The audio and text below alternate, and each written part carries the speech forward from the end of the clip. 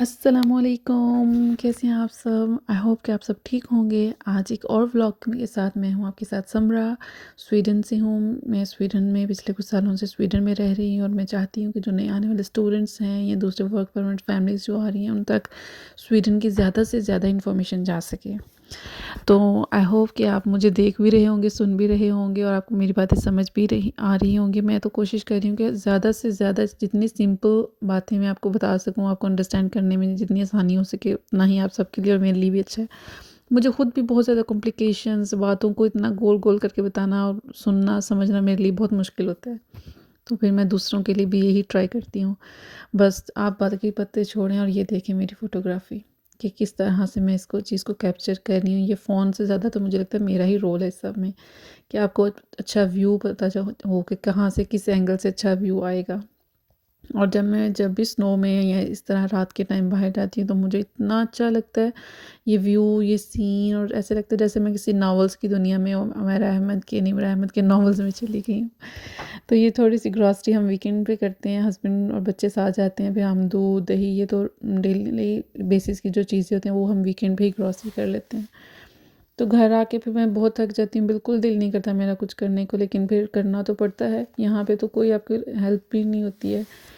पाकिस्तान में तो बहुत फ़ायदा होता है इस चीज़ का कि जब मैं कहीं जाया करती थी तो वापस जिस दिन मैं मतलब बाहर का कोई प्लान होता था हमारा, या तो किसी के घर दावत पे जाओ तो आते हुए हमें खाना पैक मिल जाता था। अगर ये नहीं हुआ पॉसिबल तो फिर हम 3-4 मतलब मेरी नंदें भी थीं और अपने घर में मेरी भाभी थी, बहनें थी, हम सब मिल के कुछ ना कुछ कर लिया करते थे। यहाँ पे बच्चे भी होते हैं, मैं भी हूँ और हस्बैंड भी, और फिर मुझे अकेली को ही सब कुछ करना पड़ता है। तो ये आज मैंने कहा जल्दी से ये आलू बन जाते हैं अचार वाले, ये मेरे हस्बैंड को बहुत पसंद है और ये बहुत ईज़ी है, बहुत जल्दी क्विकली बन जाते हैं। तो इस ये बहुत सिंपल सी रेसिपी, ये साथ साथ थोड़ी सी रेसिपी बता रही हूँ। पहले हमने ऑनियन और लहसुन का बनाया मसाला, उसके बाद इसमें आलू ऐड किए थे, इनको थोड़ी देर आपने भूनते रहना है। भूनने के बाद जब आपको लगे कि अच्छे से फ्राई हो गए हैं तो आपने इसमें पानी ऐड कर देना है। पानी ऐड करने के बाद जब आप जितना आपको इसमें से वो ग्रेवी चाहिए, पानी चाहिए, आप उतना रखने के तक इसमें थोड़ी सी डाल दें कसूरी मेथी और थोड़ा सा डाल देंगे अचार, और उससे आप देख यकीन करें, बिलीव मी कि इसका टोटली टेस्ट ही चेंज हो जाएगा। और ये हमारा बहुत फेवरेट डिश है ना, जब कुछ समझ ना आ रही हो तो मैं जल्दी से ये बना लेती हूँ। तो ये भी वीकेंड था और इसके साथ नान बहुत पसंद किए जाते हैं, लेकिन मेरे में बिल्कुल हिम्मत नहीं थी नान बनाने की, और मैं ना आज गाजरें भी लेके आई हुई थी कि मैं गाजर की खीर बनाऊंगी और गाजर का हलवा बनाऊंगी। लेकिन देखते हैं मैं कितना कर पाती थी आज। तो जब मैंने खाना बनाया और इनके बाबा बाहर चले गए तो फिर मेरे में ऐसे एनर्जीज आना शुरू हो गई। मैंने जल्दी से गाजर निकाली, साफ़ किया और उनको ये कद्दूकस करना शुरू कर दिया। वो ये अच्छी से ग्रेट किए सारी गाजरें, और ये भी मैंने अकेली को ही करनी थी। और पहले मैं जब मार्केट से आई तो मुझे लगा मुझ में बिल्कुल भी हिम्मत नहीं है कुछ करने का, लेकिन बस फिर जब काम कर रहे हैं तो फिर खुद खुद ही हिम्मत और सारी मोटिवेशन मिलती जाती है। तो जब से विंटर स्टार्ट हुए थे हमने कुछ भी ऐसा विंटर की जो सौगातें होती हैं, गाजर की, गाजर का हलवा, साग, ये इस तरह की चीज़ हमने कुछ भी नहीं बनाया हुआ था। तो आज मेरा बहुत शिद्दत से दिल कर रहा था, मुझे पाकिस्तान की जब यादें आती हैं इस तरह की तो फिर मेरा दिल करता है मैं जल्दी से बस उठ के बना लूँ। तो ये मैं सेकंड थर्ड टाइम बना रही हूँ जब से मैं स्वीडन में आई हूँ। पाकिस्तान में तो बिल्कुल भी कोई एक्सपीरियंस नहीं था इस चीज़ का। तो यहाँ पे मैंने बस ट्राई किया और अल्हम्दुलिल्लाह बहुत अच्छा इसका फ्लेवर आया था, बहुत टेस्टी बना हुआ था। काश कि कोई ऐसी चीज़ भी अभी तक कोई आ जाए कि जिससे हम एक दूसरे को टेस्ट भी चेक करवा सकें ऑनलाइन। लेकिन अनफॉर्चुनेटली अभी तक तो ऐसा कोई फ़ीचर इंट्रोड्यूस नहीं करवाया गया। ये देसी घी में मैंने थोड़ी सी गाजरें फ्राई की थी, उसके बाद इसमें मिल्क ऐड कर दिया। चावल मैंने 2 घंटे पहले ही भिगो के रख दिए हुए थे, तो वो उनको सोक कर दिया था कि वो अच्छे से मतलब उनको ना खीर में बनने में ज़्यादा टाइम ना लगे।